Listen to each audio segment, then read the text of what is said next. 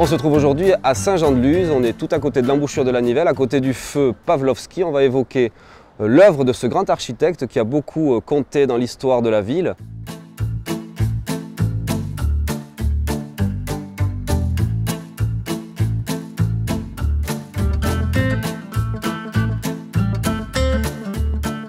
André Pavlovski est né en 1891 à Paris. Son père se prénommait Ivan, sa mère s'appelait Théodorine. C'est un couple de Russes contraints à l'exil puisque profondément anti-tsariste à l'époque. Donc le jeune André est né à Paris, suit une scolarité tout à fait paisible au petit collège du lycée Louis Carnot. En 1914, c'est la Grande Guerre. Encouragé par son père, il va intégrer la Légion des volontaires russes avec ses deux frères. Il va donc partir pour faire la guerre à côté de ses frères d'armes français. Il va en revenir en 1918 et poursuivre ses études en architecture. Il va valider son diplôme en 1920 et recevoir son diplôme des mains de Léon Bonnat. Et il va partir dans un premier temps dans le nord de la France, puisqu'on a là-bas une très forte demande. On a tout un tas de villes à reconstruire. Il va s'associer à deux hommes, Louis Quételard et Pierre Ragouin, pour reconstruire différentes villes, Vieille-Chapelle, Métairennes, Annezin. Il va exercer là-bas jusqu'en 1924 et cette année-là, le trio va se séparer et André Pavlovski va venir s'installer ici à Saint-Jean-de-Luz. Alors c'est une ville qu'il connaît bien puisqu'il avait l'habitude, enfant, de venir passer ses vacances ici à Saint-Jean-de-Luz. On a également une très forte demande, on est en plein dans les années folles à cette époque-là, c'est l'entre-deux-guerres. Il va donc s'installer à Saint-Jean-de-Luz en 1924.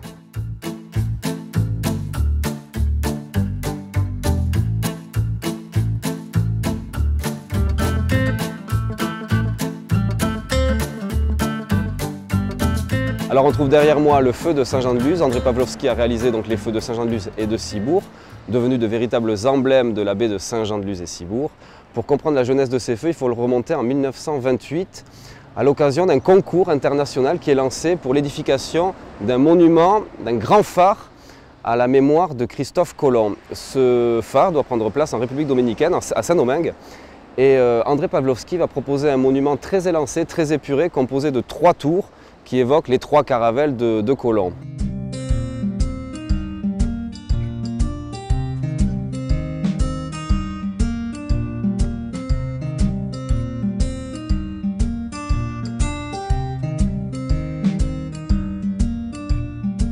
Sur les 450 architectes qui participent au concours, celui qui va gagner, c'est un Écossais. Ce n'est pas Pavlovski, mais il va tout de même finir dans les 15 premiers et sa proposition est jugée intrépide par le jury.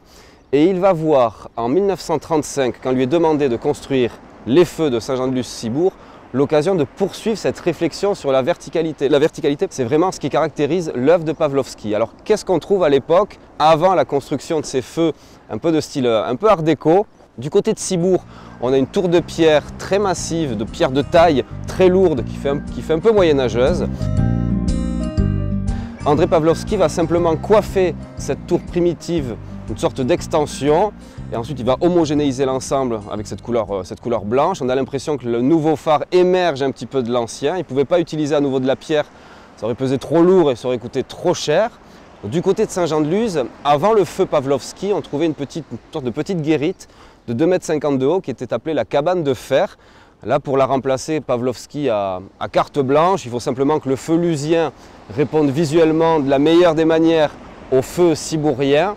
Donc c'est imaginé dès 1935, mais les 2 phares vont être construits en 1936. Il faut savoir que les 2 feux lusien et cibourien, à l'origine, n'ont pas de bande de couleur. On le sait tous, on a une bande de couleur rouge sur le feu lusien, une bande de couleur verte sur le feu cibourien. À l'origine, ils sont intégralement blancs. Quelques années plus tard, suite à des réclamations de marins-pêcheurs qui expliquent ne pas bien distinguer les feux en revenant au port, on va les recouvrir donc chacun d'une bande rouge. On va avoir 2 feux avec chacun une bande rouge.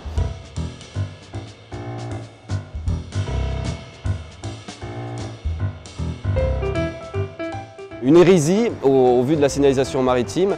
Et donc en 1957, c'est-à-dire 4 ans avant la mort de l'architecte, on va recouvrir le phare de Cibourg, le sémaphore de Cibourg, d'une bande de couleur verte.